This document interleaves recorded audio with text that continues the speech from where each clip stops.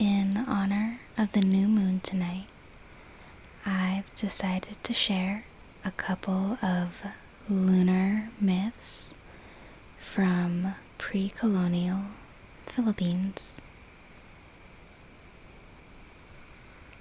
We start tonight's tale in pre-colonial Ibalon, present-day Bicol.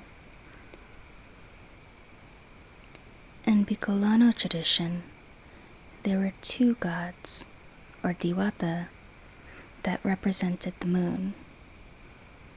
There was Haliya, the masked Bikolano warrior goddess of the moonlight, who was sworn to protect her brother, Bulan, the primordial god of the moon.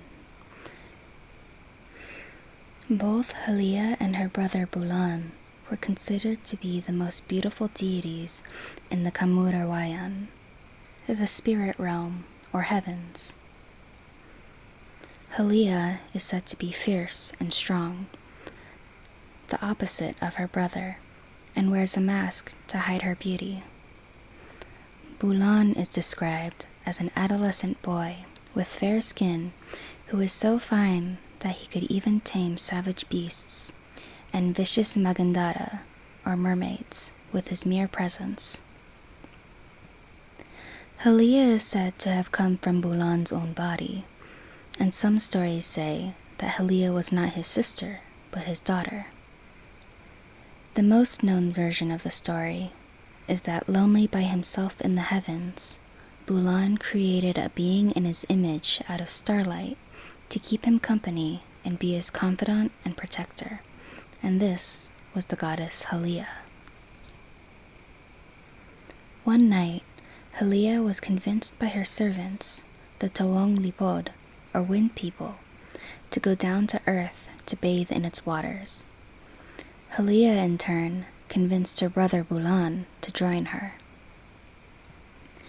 When Bulan and Haliya descended, all the creatures were in awe of their beauty. They liked to bathe in the earth's fresh and sea waters and play with the mermaids and naga. Unfortunately, their beauty also reached the gates of the cold underworld, which was the domain of Bakunawa.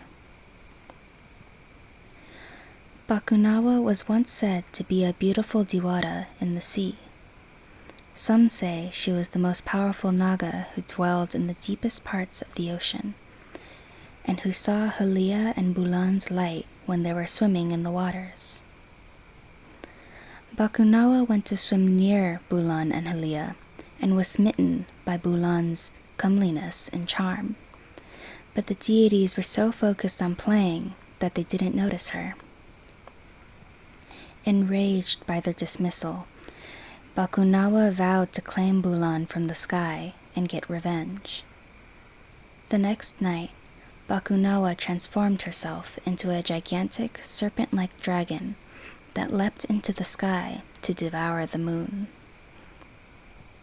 Haliya, sworn to protect her brother, battled Bakunawa.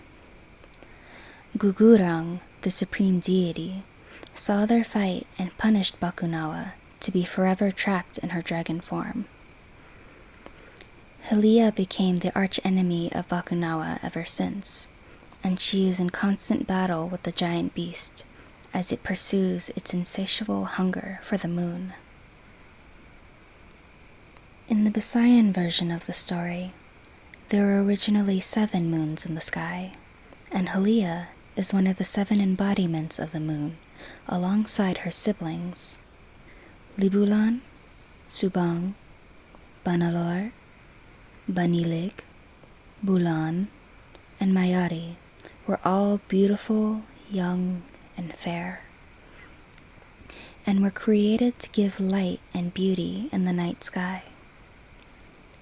One night, Bakunawa saw the moons, and captivated by their beauty, longed to possess them. Bakunawa rose from his watery domain and flew to devour one of the moons. Unfortunately, he soon realized the moon inside him was melting away like candle wax. The next night, Bakunawa rose again and swallowed another moon, but this too melted away. Night after night, for 6 nights, he took another moon from the sky, and each time it melted away inside him. Ganlaon, the supreme deity in Bisayan myth, saw what had happened and was furious. Rather than kill Bakunawa, she punished him to remain a beast for all eternity and commanded him not to devour the last moon, which was Haliya. Haliya then forged a mask made of gold to hide her beauty in mourning at the loss of her siblings, and swore to be Bakunawa's arch-rival. It's said that Bakunawa obeys Ganlaon's order most of the time, but every now and then he tries to eat the last moon, and this is what causes eclipses. But the people on Earth raise a loud clamor of clanging and clashing metal, screaming and wailing, all to startle him into spitting the moon out. Others take a gentler approach, playing music to put him into a deep sleep so that the moon will roll out of his mouth. This last story is a Kampampangan tale, telling the origins of day and night, and a rivalry between 2 siblings. The great creator, Bathala, had a son named Apolaki and a daughter named Mayari. And from their eyes shone bright lights that allowed all in the world to see, and so all creatures loved them dearly. Bathala himself was very fond of his children, and he watched over them as they wandered across the meadows of heaven. Since the eyes of Apolaki and Mayari shone continuously, it was always day on the earth.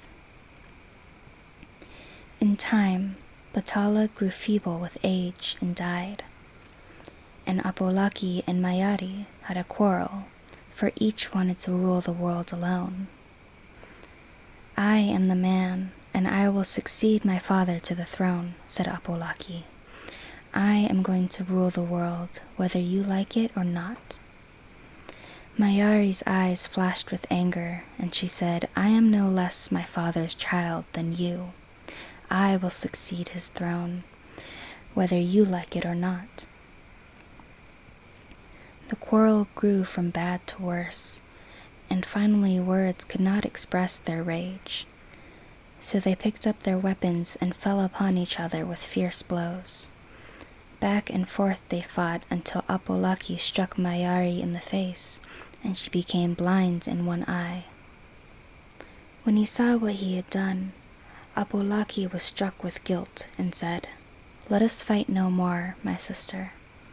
Let us share our father's kingdom equally between us. Let us reign by turns and be friends." Mayari agreed, and from then on, Apolaki, who we now know as the sun, has ruled the day, where the world is flooded with warm light, for it beams from his 2 bright eyes, while Mayari, the moon, has taken to ruling the night, where the world is bathed with a cool, gentle light, for she is now blind in one eye. I hope that you found these stories interesting. I've been falling in love with learning about my culture, and I hope I can continue to share them with you. Good night.